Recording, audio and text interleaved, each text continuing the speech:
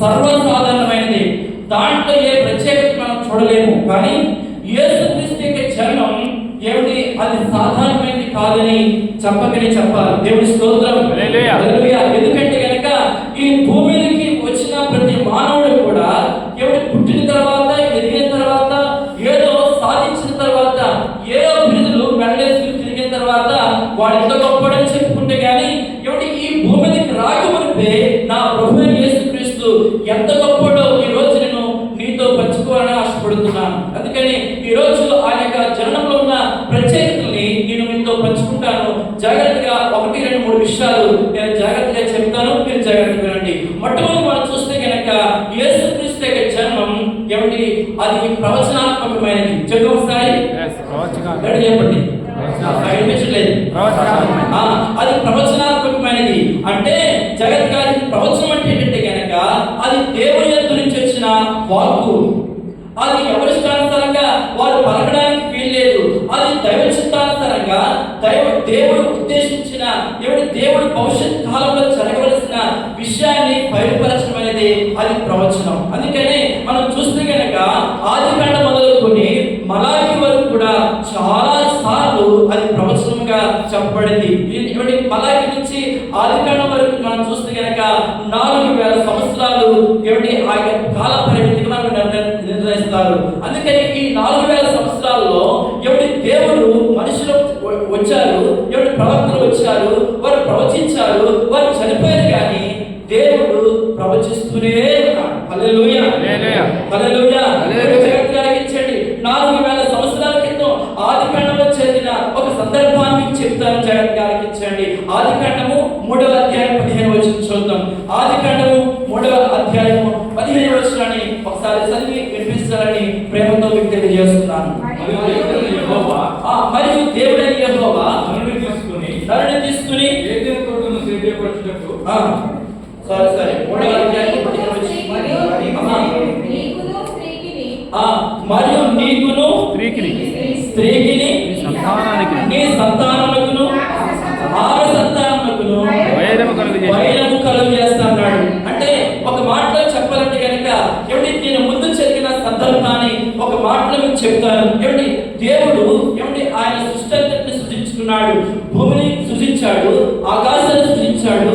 దాంట్లో సమస్తమంతటి కూడా ఎక్కడ ఏమి సెట్ చేయాలో, ఎక్కడ ఎలా వెలిగించాలో అంతటిని కూడా సిద్ధపరచుకున్నాడు. మనం చూస్తాం కదా, ఈ రూములో రాగానే చాలా అలంకరణ ప్రాయంగా ఈ రూముని సిద్ధపరచుకున్నారు. చాలా అద్భుతంగా ఉంది కదా. ఒకవేళ కనుక నేను చెప్తాను, జాగ్రత్తగా ఆలోచించండి. ఒక కొత్త ఫోన్ కొనుక్కున్నారు అనుకోండి, అది ఎంత అబ్బురంగా చూసుకుంటారు, అది ఎంత జాగ్రత్తగా చూసుకుంటారు. లేదా ఒక టీవీ కొనుక్కున్నారండి, అది చాలా జాగ్రత్తగా గోడ తగిలించి ఎలాంటి కూడా ప్రమాదాలు వాటికకుండా జాగ్రత్తగా చూసుకుంటారు. అయితే దేవుడు చేసిన సృష్టిని కూడా అంత ఆహ్లాదకరంగా చేసుకున్నాడు దేవుడు, అంత అద్భుతంగా చేసుకున్నాడు. ఈ సృష్టి అంతటిని ఏర్పాటు చేయడానికి అవ్వని ఆదాము కూడా నిర్మించుకున్నాడు. నిర్మించుకున్న తర్వాత ఆ సంతోషము కొద్ది కాలం మిగిలింది. ఎలా ఆ కొద్ది కాలం ఎలా మిగిలిందంటే కనుక దేవుడు చేసుకున్న ఈ సృష్టిని, దేవుడు చేసుకున్న ఈ మానవుని అపవాదం చేసేసంటే కనుక చిన్నతనం చేసేసాడు. దేవునికి విరోధంగా మార్చేస్తాడు. దేవుని చిత్తాన్ని నుంచి బయటకు వచ్చేసేలాగా ప్రయత్నం చేశాడు. ఎందుకంటే చూడండి, మీరు ఫోన్ కొనుక్కున్న తర్వాత అది ఉన్న పాటున అమాంతంగా పడిపోయి పగిలిపోయింది అనుకోండి, ఎంత బాధపడిపోతారు. టీవీ పగిలిపోయింది అనుకోండి, కొత్తది, అది ఎంత పగిలిపోగానే మీ హృదయాలు ఎంత కవరం చెందేస్తాయి. అబ్బబ్బబ్బా ఎంత పని జరిగింది అని చాలా విచారపడుతుంటారు. కొత్తగా వివాహమైన జంట రోడ్డు పక్కన వెళ్తున్నప్పుడు ఏదో జరగలేని సంఘటన జరిగింది అనుకోండి, అరే ఆ జీవితంలో జరిగిన శుభకార్యము ఎంతకాలం కూడా నిలవలేదంటారు. సో దేవుడి జీవితంలో కూడా ఆయన చేస్తున్న సృష్టి విషయంలో కూడా అదే జరిగింది. ఎంతో సంతోషకరంగా, ఎంతో దీవెనకరంగా చేసిన సృష్టి కూడా అపవాదం చేసేసండి కనుక బ్రదలు చేస్తాడు, పాడు చేస్తాడు. వెంటనే దేవునికి చాలా బాధ అనిపించింది. చాలా ఎలలేని కొంత కలిగినట్టుగా మనం చూస్తుంటాం. ఈ రోజు మీ జీవితంలో ఒక మంచి శుభవార్త దేవుడు ఈ రోజు మనతో మాట్లాడుతున్నాడు. ఎప్పుడైతే మానవుడు పతనమైపోయాడో, ఎప్పుడైతే దేవునికి మానవుడు దూరమైపోయాడో, అప్పుడే వెంటనే దేవుడు ఒక వాగ్దానాన్ని, ఒక ప్రవచన వచనాన్ని పంపిస్తున్నాడు. ఇక్కడ ఏమంటే గనక నీకును స్త్రీకిని, అంటే సర్పంతో మాట్లాడుతున్నాడు. ఏ సర్పమా, నీ సంతానానికి స్త్రీ సంతానానికి నేను వైరం కలుగు చేస్తాను. ఇదిగో ఆయన వచ్చినప్పుడు ఆయన నీ తల మీద పడతాడు, నీవు ఆయన బడి మీద పడతావని. చూడండి ఆ మాట మనం చూద్దాం. ఏమంటే 15వ వచనంలో అది అన్న మాటకి కింద ఉన్నట్లు ఒకసారి చూడండి. ఆయన ఆయన ఆయన పెట్టి చదవండి సారి. ఆయన నీ తల మీద కొట్టును, నీవు ఆయన మడి మీద. దేవుని స్తోత్రం, హల్లెలూయా. జగత్తుగా ఆలకిస్తే గనక దేవుడు ప్రప్రదంగా మొట్టమొదటి ప్రవచనం వచ్చినట్టే గనక ఇదిగో ఆయన స్త్రీ సంతానంగా ఈ భూమి మీదకి రాబోతున్నాడు. ఇదిగో ఆ అవమును వాడుకుని ఆ సంతానాన్ని పాడు చేస్తావు, ఆ సంతానాన్ని నా గురించి దూరం చేసేస్తావు, నాకు శత్రువులు చేస్తావు కదా. ఇది నీ సంతానం అయితే గనక నేను ఒక సంతానాన్ని ఈ భూమి మీదకి పంపించబోతున్నాను. అదే ఏమిటి, కన్యక గర్భవతి. యెషయా గ్రంథం 9వ అధ్యాయం మనం చూస్తే కనుక, 7వ అధ్యాయం మనం చూస్తే కనుక ఒకసారి చదువుదాం ఆ మాట చదువుదాం. యెషయా గ్రంథం 7వ అధ్యాయం 14వ వచనం. అమ్మా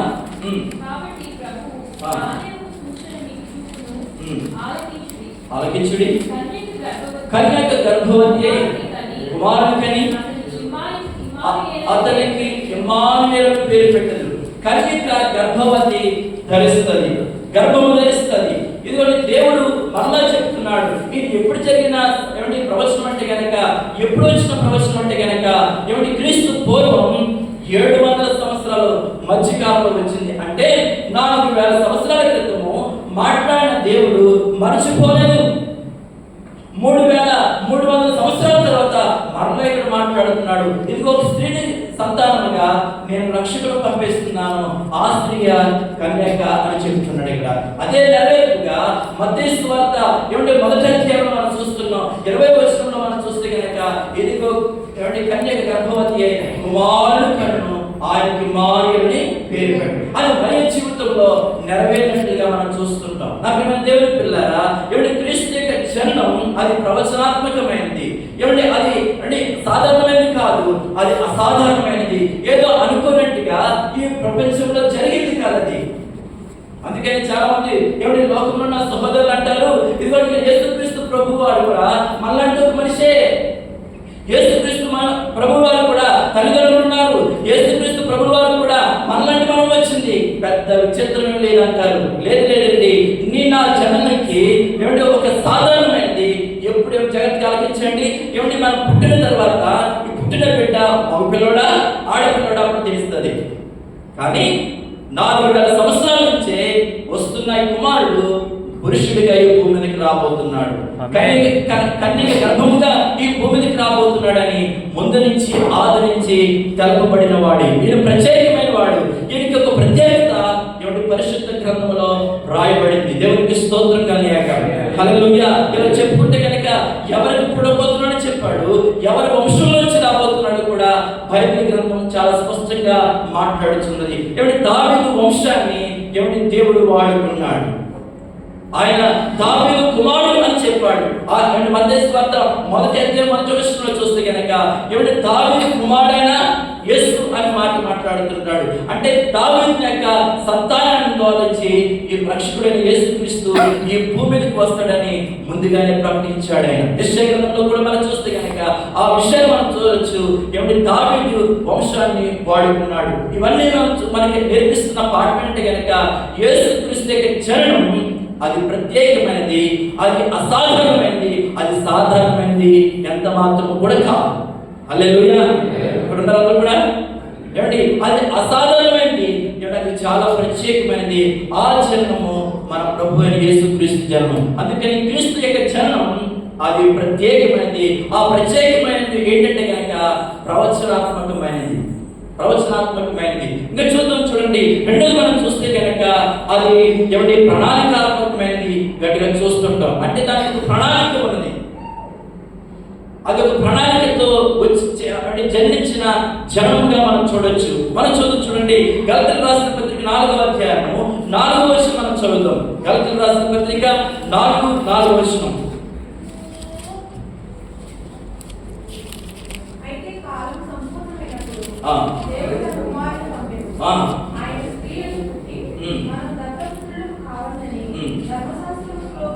చాలు చాలు చాలు. ఒక మంచి మాట మాట్లాడుతుంది. కాలము సంపూర్ణమైనప్పుడు అంటున్నాడు. ఏంటి కాలం అండి? ఏమంటే ఏంటి కాలం చెప్పండి? ఏమిటి ఒక పనిని మనం ప్రారంభించినట్టు కనుక ఏమిటి ఈరోజు క్రిస్మస్ కూడిక ఏమిటి ఫలానా 20వ తారీఖున ఈ చర్చిలో ఏమిటి ఈ చర్చిలో జరుగుతుందని మనం ఆలోచిస్తుంటే కనుక ముందు చెప్పుకున్నట్లయితే కనుక దీనికి కావాల్సినవన్నీ కూడా ఏం చేస్తామంటే కనుక ముందే సిద్ధపరుచుకుని వస్తుంటాం. ఏమన్నా అవునండి? ఏమిటి పాటలు పాడేవారు సిద్ధపడుతుంటారు, ఏమిటి వాద్యాలు వాయించే వారు సిద్ధపడుతుంటారు, ఇక్కడ ఆరాధన నడిపించే వారు సిద్ధపడుతుంటారు, ఇక్కడ లేచి వాక్యం చెప్పే వారు కూడా ముందే సిద్ధపడి ఉంటారు. దేవునికి స్తోత్రం కలిగాక. హల్లెలూయా. ఏమిటి యేసుక్రీస్తు యొక్క చరణానికి తండ్రి అయిన దేవుడు ఒక ప్రణాళిక నిర్ణయించాడు, నిర్దేశించాడు, ఒక మార్గాన్ని ఏమంటే నిర్దేశించాడు. ఈ చర్చికి రావాలంటే కనుక మీ క్యాంపల నుంచి రావాలంటే కనుక ఒక రోడ్డు మ్యాప్ ఉంది. ఆ రోడ్డు మ్యాప్ నుంచి వస్తేనే నేను ఇక్కడ రాగలరు. లేకపోతే కనుక ఏదో ఒక రోడ్డు కదని వెళ్ళిపోతే కనుక మీరు రావాల్సిన ప్లేస్ రాగలరా? రాలేదు. అంటే దీనికోసం ఒక ప్రణాళికలు మనం నిర్దేశించుకుంటాం, ఏమిటి వేసుకుంటాం. అయితే యేసుక్రీస్తు యొక్క జన్మ కొరకు ఈ భూమికి రాబోతున్న యేసుక్రీస్తు గురించి తండ్రి అయిన దేవుడు ఒక నిర్ణయం నిర్ణయించాడు. ఎవడో ప్రణాళికలను రూపుదిద్దుకున్నాడు. ఆ రూపుదిద్దుకున్న విషయాన్ని 1, 2, 3 విషయాలు నేను చెప్పేసి నేను ముందుకు వెళ్ళిపోవాలని ఆశపడుతున్నాను. ఏమిటి ఆ విషయం అంటే ఏమిటి ఆకాశంలో ఒక నక్షత్రం వెలుస్తుందని చెప్పాడు. సంఖ్యాకాండం చూద్దాం. సంఖ్యాకాండము 24వ అధ్యాయము 17వ వచనం మనం చూద్దాం. సంఖ్యాకాండము 24వ అధ్యాయము 17వ వచనం.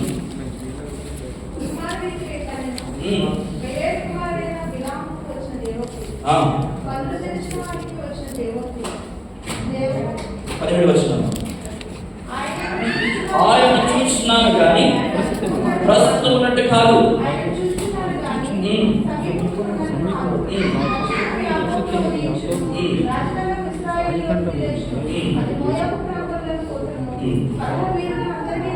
హల్లెలూయా. ఏమంటే మొట్టమొదటి ప్రణాళిక ఏంటంటే కనుక ఈ లోకానికి యేసుక్రీస్తు భూమి మీదకి రావడానికి ఒక మార్గాన్ని ఏర్పరిచాడు. ఆ మార్గం మనకు ఒక సూచనగా నిర్మించబడింది. ఏంటంటే కనుక ఆకాశంలో ఏమండి నక్షత్రం పుడతాది. దేవునికి స్తోత్రం కలిగాక. హల్లెలూయా. ఇది ఎవరి నక్షత్రం అంటే కనుక ఏమండి ఇది క్రీస్తు ఆయన నక్షత్రం అని ఏమండి మనం చూస్తుంటాం. జగత్తుకి ఆలోచించిన మత్తయి సువార్తలో ఏమండి ఆ నక్షత్రము జ్ఞానం నడిపించింది. ఎక్కడ నడిపించిందండి? ఏమిటి ఎక్కడ నడిపించింది? ఏమిటి యేసుక్రీస్తు దగ్గరికి ఆయన ఏమిటి వారిని నడిపించినట్టుగా మనం చూస్తుంటాం. ఇదిగో క్రీస్తు ఏమిటి రక్షకుడు ఈ భూమికి రాబోతున్న రక్షకుడిని సూచించేందుకు ఆయన ముందుకు నడిపించేందుకు ఒక రోడ్ మ్యాప్ ఏమిటి మీరు చెప్పొచ్చు. లేకపోతే కనుక మీ ఫోన్ లో ఆన్ చేయగానే ఏమిటి ఒక మ్యాప్ వస్తుంది. దాని పేరే చెప్పండి. GPS ఆన్ చేస్తారంటారు. అది ఆన్ చేయకండి. ఆన్ చేయగానే ఏం చేస్తుంది కనుక మీకు ఒక మార్గాన్ని చూపిస్తుంది. ఏమిటి దేవుడి కోసం తన కుమారుడు యేసుక్రీస్తు భూమికి పంపించడం కోసం మనకు కూడా GPS ఏమిటి ఆయన ఉపయోగించాడు. ఏంటంటే కనుక నక్షత్రం. ఇది ఆయన నక్షత్రం అని బైబిల్ గ్రంథంలో మనకి సూటిగా తెలియజేస్తుంది. హల్లెలూయా. హల్లెలూయా. రెండోది మనం చూస్తే కనుక ఏమిటి ఆయన రాబోతున్న క్రీస్తు ఎక్కడి నుంచి రావాలో ఆయన ముందే నిర్ణయించుకున్నాడు. ఒక ప్రణాళిక వేసుకున్నాడు. ఆయన ఎక్కడి నుంచి రావాలని దేవుని యొక్క వాక్యం సెలవిస్తుందంటే కనుక ఏమిటి ఆయన బెత్లెహేములో పుట్టాలని దేవుని యొక్క వాక్యం మనతో సెలవిస్తుంది. దేవునికి స్తోత్రం కలిగాక. అందుకని మేకా ప్రవక్త మాట్లాడుతున్నాడు. ఏమిటి యోధా బెత్లెహేమా, నువ్వు యోధా ప్రధానంలో ఎంత మాత్రం కూడా అల్పమైన దానివి కావు అని చెప్పాడు. ఏమిటి ఎప్పుడైతే ఏమిటి హేరోదు దగ్గరికి జ్ఞానుడు అడగగానే వెంటనే చిట్టాలు తిరిగేస్తున్నాడు హేరోదు. అక్కడ ప్రవచన వచనం కనబడుతుంది. ఏమిటి యోదయ బెత్లెహేములోనే క్రీస్తు జన్మిస్తాడు. హల్లెలూయా. హల్లెలూయా. లోకాసు వార్త 2వ అధ్యాయంలో మనం చూస్తే కనుక ఆయన దావీదు పట్టణం నుంచి ఏమిటి దావీదుకి స్వగృహమైన బెత్లెహేము పట్టణం నుంచి ఆయన రావాలి. ఆయన దేవుని యొక్క చిత్తం. దేవునికి స్తోత్రం కలిగాక. హల్లెలూయా. ఏమిటి ఈ చిత్తం నెరవేర్చడం కోసం ఏమిటి రాజుల సహితం వాడుకున్నాడు దేవుడు. అప్పటి వరకు జనాభాని ఎప్పుడు రాయలేదు. అని చూస్తే కనుక రెండోది మనం చూస్తే కనుక ప్రజా సంఖ్య రాయించుకోవడానికి యేసేపు మరియా ఏం చేస్తారంటే కనుక యోధారున బెత్లెహేమునకు వెళ్ళినట్టుగా చూస్తుంటాం. హల్లెలూయా. ప్రణాళికలు మనం చూస్తే కనుక ఆయన వేసిన ప్రణాళికలు ఉన్నతమైనవి. ఇదిగో దావీదుకి పంపించాడు, రక్షకుడిగా ఈ భూమికి పంపించాడు. అందుకని ప్రకటన గ్రంథంలో కూడా ఏమంటే కనుక దావీదు యొక్క వేరును ఆయన చిగురుడై ఉన్నాడని చెప్తున్నాడు. అంటే ఆయన ఆది ఆయనే, అంతము కూడా ఆయనే అని ప్రభు యేసుక్రీస్తు గురించి రాస్తున్నట్లుగా మనం చూస్తుంటాం. యేసుక్రీస్తు యొక్క జన్మం ఎంత ప్రత్యేకమైనదో మనం ఆలోచించాలి ఈ సమయంలో. ఏమంటే ఆయన కోసం చాలా ప్రణాళికలు వేయబడ్డాయి. ఈ రోజు నా తమ్ముళ్ళారా, నా అక్కలారా, నా అక్కలారా, నా తండ్రులారా, దేవుడు ఈ మాట మీతో మాట్లాడుతున్నాడు. యేసుక్రీస్తు భూమికి రావడం కోసమే ఇన్ని ప్రణాళిక వేస్తే ఆ యేసుక్రీస్తు దగ్గరికి నీవు రావాలని ఆయన కూడా ఒక ప్రణాళిక వేసుకున్నాడు. హల్లెలూయా, హల్లెలూయా. జగత్ పునాది వేయబడక మునిపే మనందరి పేర్లను ఆయన జీవ గ్రంథంలో రాసుకున్నాడు. ఇదిగో ఆ పరమ కుమారుడు, ఇదిగో ఆ పరమ విశ్వాసి, ఆ పరమ వ్యక్తి, ఆ పరమ చెల్లెమ్మ, ఇదిగో నా పిల్లలు కావాలని ప్రభువు ముందుగా నిర్ణయించుకున్నాడు నీ కోసం. ఆ నిర్ణయంలో నీవు నేను ఎంతో గొప్ప ఆశ్చర్యం. దేవునికి స్తోత్రం కలగాక. నాకు అనిపిస్తుంది, ఊరకనే ఏ పని పాట లేకుండా మీరు వచ్చి కూర్చోలేదు. ఏమండి మీ పక్కన ఫ్రెండ్స్ ఎన్నిసార్లు అడగలేదు ప్రభు సన్నిధికి రమ్మని? ఏమండి మీ ఇంటి దగ్గర అమ్మ నాన్నలు ఎన్నిసార్లు ప్రభు దగ్గర రమ్మని అడగలేదు? కానీ ఈరోజే ఈ పరిస్థితుల్లోనే నువ్వు వచ్చావంటే కనుక దేవునికి ఏదో ప్రణాళిక ఉన్నది, అందుకే దేవుడు నడిపించుకున్నాడు. దేవుని స్తోత్రం కలగాక. ప్రభు వచ్చిన మార్గం మనతో మాట్లాడుతున్నాడు. నేను ఆకర్షించుకున్నది ఎవడను నా తండ్రి దగ్గరికి రాడన్నాడు. దేవుని స్తోత్రం. ఇదిగో నీ పట్ల కూడా దేవునికి ఒక చిత్తం ఉన్నది. ఆయన నిన్ను ఎన్నుకుంటున్నాడు, ఆయన పిలుస్తున్నాడు. ప్రయాసపడి భారం వస్తున్న సమస్త జనులారా నా యొద్దకు రండి. ఏమండి నీ భారం ఎంతైనప్పటికీ, నీ పాపం ఎంతైనప్పటికీ, అది ఎంత ఎర్రడిదైనప్పటికీ ఎవరి నేను కడిగి వేస్తాను, నేను శుద్ధి చేసుకుంటాను, నువ్వు నా ప్రణాళికలో ఉన్నవని ప్రభు మనతో మాట్లాడుతున్నాడు. హల్లెలూయా. ఎవరి ఎన్ని విషయాలు చెప్పుకున్నప్పుడు? 2 విషయాలు చెప్పుకున్నాం. ఒకటి చెప్తాం. ఒకటి ఏంటంటే కనుక ఎవరి ప్రవచనాత్మకమైన జన్మ అది. రెండవది ప్రణాళికాత్మకమైనది. ఎవరి అన్ఎక్స్పెక్టెడ్గా జరిగింది కాదు, ఏదో జరిగిపోయిన తర్వాత ఎవరి ఇది యేసుక్రీస్తుకి ఎవరి ఉద్దేశించి ఏంటి ఆయన రక్షకుడని ఎవరో ఇశ్రాయేలుడు వచ్చేసి పౌలంటుడు వచ్చేసి ఉద్దేశిస్తే వృద్ధిపడేది కాదండి. ఇది ఆది నుంచి ప్రణాళిక చేయబడుతున్న జన్మం యేసుక్రీస్తు దగ్గర జన్మం. దేవునికి స్తోత్రం. హల్లెలూయా. మూడోది మనం పాయింట్ నుండి వెళ్దాము. మూడోది మనం చూస్తే కనుక ఈ జన్మ ఎలాంటిదంటే కనుక కలవరాత్మకమైనది. మూడో చెప్తామా? కలవరం. ఏమిటి ఏళ్ళకి తెలిసింది, జ్ఞానం లేక ఎవరు చెప్పారంట? ఏమిటి చదువుంది మత్తయి సువార్త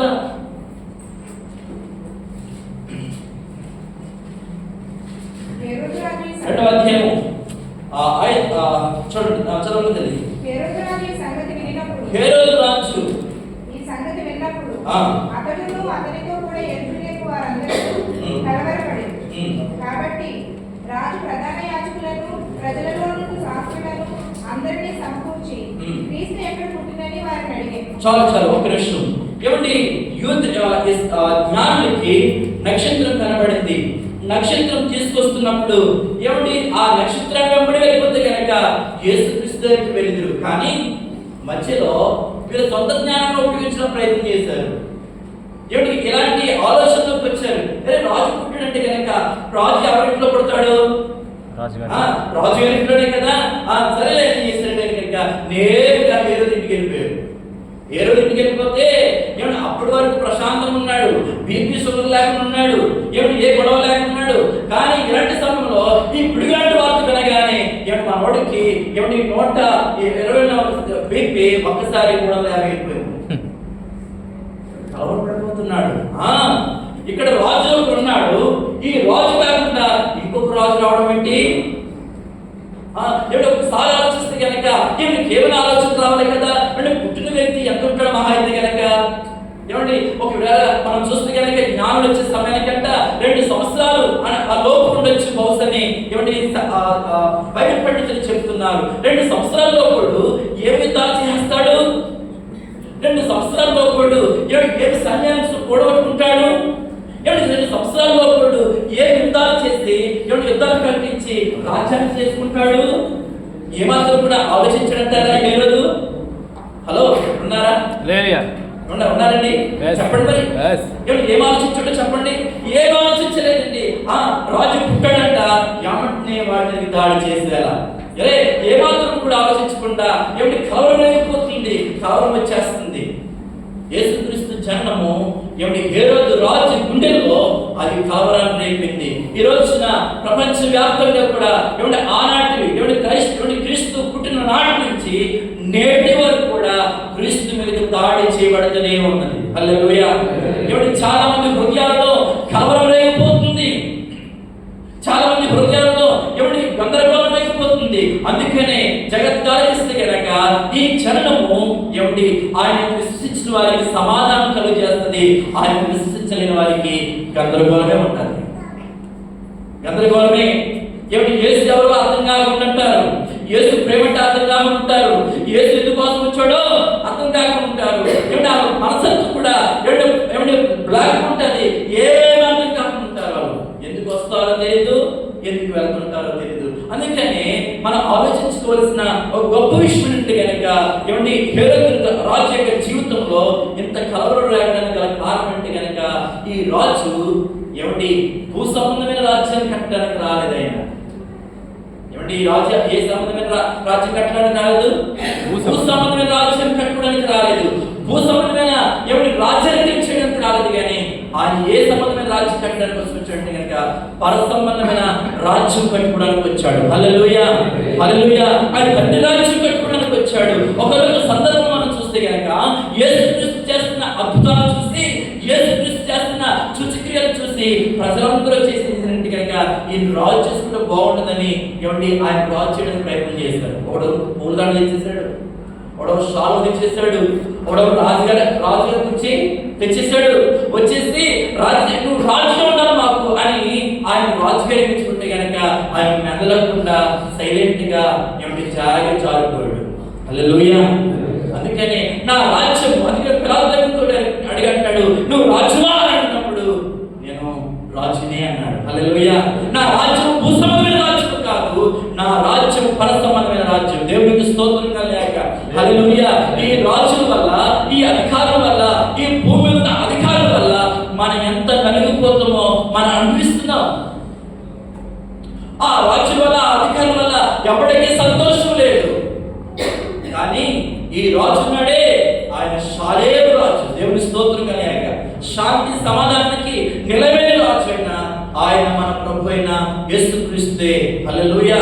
అందుకని హేరోదు జీవితంలో, హేరోదు గుండెల్లో అంత కలవరం రావడానికి ఉద్దేశం ఏంటంటే కనుక ఆయనకి అర్థం కాలేదు ఈ రాజు యొక్క చరిత్ర. ఈరోజు నీకు అర్థమైందా?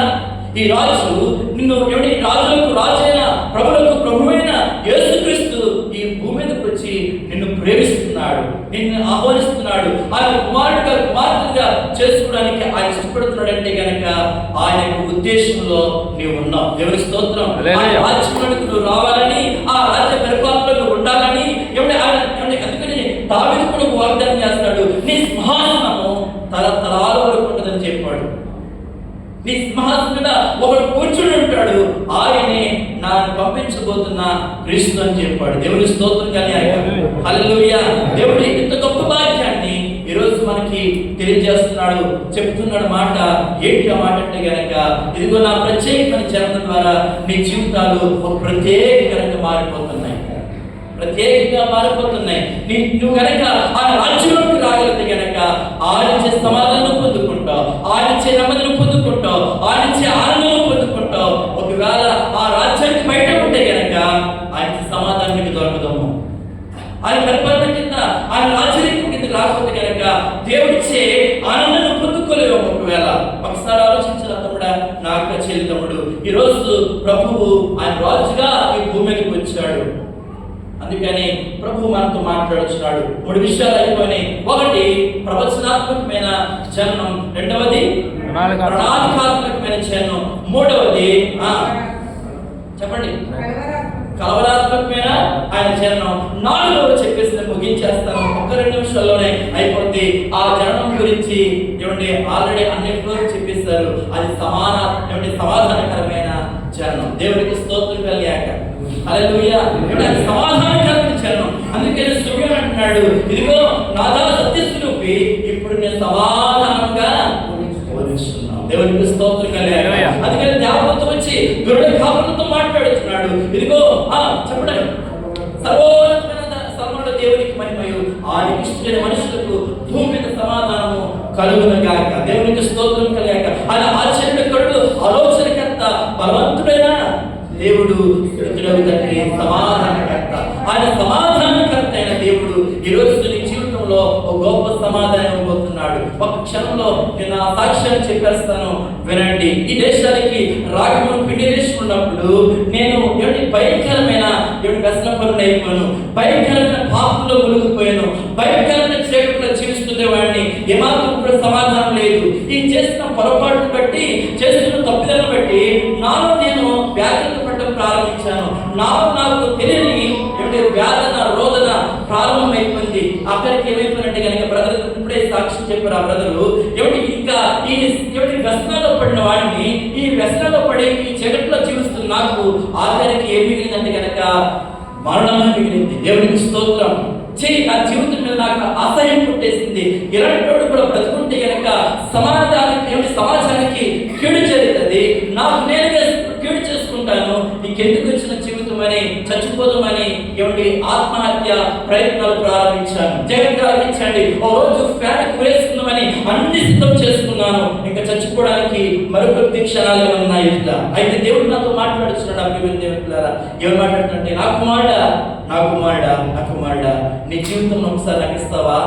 నీ చేయకపోయిన జీవితాన్ని నాకు ఇస్తావా? సమాధానం లేని జీవితాన్ని నాకు ఇస్తావా? నీ బ్రతుకుని మారుస్తాను, ఒక్కసారి ఒక్క అవకాశం నాకు అన్నాడు. దేవునికి స్తోత్రం. హల్లెలూయా. ఒక్క అవకాశాన్ని నా దేవునికి ఇచ్చాను. ఈ రోజు మీరు చెప్పుకోలేకపోవచ్చు. మీ జీవితాల్లో, మీ హృదయంలో పడుతున్న వేదన ఎవరికి తెలియకపోవచ్చు. సాంస్కృతిక చెప్తాడు, పైకి నవ్వుతూ ఉంటాం కానీ ప్రతి ఒక్కరు కూడా హృదయంలో ఏడుస్తూనే ఉంటారంట. వారి జీవితంలో సమాధానం లేదు. ఎందుకంటే కనుక పాపం చేసినంత సేపు కూడా చాలా సంతోషంగా ఉంటుంది, చాలా జాయ్ఫుల్ ఉంటుంది. త్రాగినంత సేపు కూడా ఏదో ఎనర్జీ వచ్చినట్టు ఉంటుంది. పాపం చేసినంత కూడా సేపంతా కూడా హ్యాపీగా ఉంటుంది. అది అయిపోయిన తర్వాత లోపల ఒక వేదన మిగిలిపోతుంది. ఎందుకు ఈ తప్పు చేశాను, ఈ పొరపాటు చేశాను, మనశ్శాంతి కోల్పోతుంటాను నీకు. అయితే ఆ మనశ్శాంతి లేని స్థితి ఏం చేస్తుంది కనుక నేను మరణం దగ్గర కూడా తీసుకుని వెళ్ళిపోతుంటాను. ఆ సమయంలో ఈరోజు ప్రభు నీతో మాట్లాడుతున్నాడు. నీవుగా రాలేదు స్థలానికి, ఎవరు నీ ఫ్రెండ్ పిలుస్తాడని నువ్వు రాలేదు. దేవుడు నిన్ను ఆకర్షించుకున్నాడు. ఈ స్థలంలో నువ్వు నిలబడ్డవంటే కనుక, దేవుడి వాక్యం వింటున్నవంటే కనుక, దేవుడు ఆకర్షణలో నీతో మాట్లాడుతున్నాడు. దేవుడికి స్తోత్రం కలిగాక. ఇదే ఆకర్షణ ఒకవేళ ఇదిగో ఇంతవరకు నువ్వు చాలా సార్లు ఈ సొసైటీకి ఎన్నో ప్రయత్నాలు చేస్తుంటావు, ఇక్కడి నుంచి నా జీవితం వృధా చేస్తున్నాం అనుకుంటావు, అర్థం తెచ్చుకోవాలనుకున్నావు. కానీ దేవుడు ఆకర్షణ నీతో మాట్లాడుతున్నాడు. ఆ ప్రయత్నాన్ని మానుకో. ఇదిగో దేవుడిని తోడుకుండా ఆశపడుతున్నాడు. నీ జీవితంలో శాంతి సమాధానం అనుకుంటున్నాడు. నేను జీవించాలనుకుంటున్నాడు. ఆ రోజు దేవుడికి నా హృదయం ఇచ్చాను, ఇప్పుడు కూడా నాకు అనిపిస్తుంది కాస్త 4 రోజులు బ్రతికితే బాగుండి అనిపిస్తుంది. దేవుడి స్తోత్రం. ఏదో సాధించడం అని కాదు, ఏదో సంపాదించడం అని కాదు, కానీ ఇదిగో నా జీవితాన్ని బాగు చేసిన దేవుడి కొరకు నేను బ్రతకాలనిపిస్తుంది. హల్లెలూయా. ఆ రోజు ఒంటరిగా ఉండి చచ్చిపోవాలనుకున్నాను. ఈ రోజు ఆ ఒంటరితనాన్ని తీసేసి ఒక కుటుంబీకుడిగా చేశాడు. 2 పిల్లలు ఇచ్చాడు, ఒక సంఘాన్ని ఇచ్చాడు, ఒక సేవకుడి స్థానాన్ని తీసుకొచ్చాడు. ఈ మహిమంతా కూడా ఎవరిచ్చింది? దేవుడిచ్చింది.